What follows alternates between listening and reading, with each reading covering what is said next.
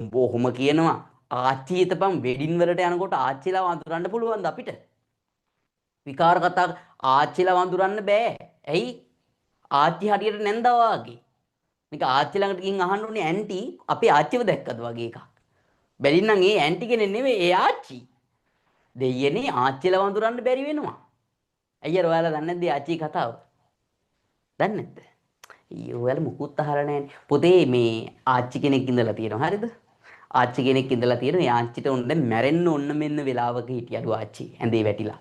මම මේ කතා කියන්නේ ඔයාලට මේ පාඩම් කරලා ඉවරින්ද මම පොඩ්ඩක් මේ කතා කියනවා. හරිද? මේ හිතන්න එපා. හරි. මේ සමහරවල් මේ කතා කියන කොටත් දිරවන්නේ නැහැ නේ බං. හරිද? හරි අමාරුයි හැමෝම සතුටු කරන්න අමාරුයි බං මට මාත් මනුස්ස ඒකයි. අහින්ද ඊට පස්සේ ඒ ආච්චි දැන් මැරෙන්න වැටලා ඔහම ඉන්නකොට දෙයියෝ සිවුනලු ආච්චිට. දෙයියෝ සී වෙලා දෙයියෝ ගෝල ආච්චි බය වෙන්න එපා ආච්චි. ආච්චිට මම අවුරුදු 50ක් තව ජීවත් වෙන්න ආයුෂ දෙනවා කිව්වලු. ආච්චිට මාර සන්තෝසයි ආච්චි ඩොක්ටර් කතා කරලා බලෙන්ම ටිකට් කපාගෙන හා යන් කියලා මොකද කරන්නේ ආච්චි ගියාලු කෙලින්ම සැලුන් එකකට.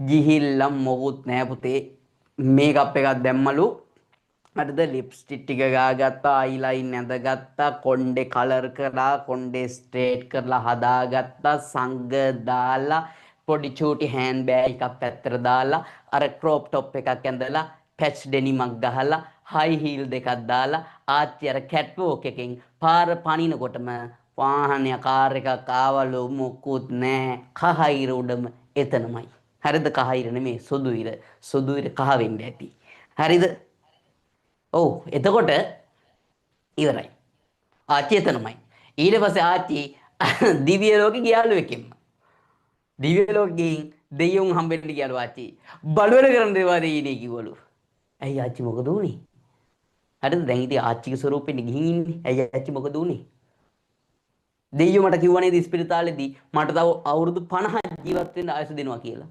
බලන්නකෝ මට එක දවසක් ඉන්න හම්බුනේ නැහැ මං අර කායිර උඩ දැප්පිලා මැරුණානේ ආච්චි ඔයාද හැප්පුණේ මට ඔයා වඳුරන්න බැරුණානේ කිව්වලු දෙයියෝ හරිනේ බං ඉතින් දෙයියෝ ආච්චිනේ අවුරුදු 50ක ආයුෂ දුන්නේ දැන් අර පට්ට කෙල්ලෙක් නේ හිටියේ එතකොට එහෙම වුණාම හරි අවුල්නේ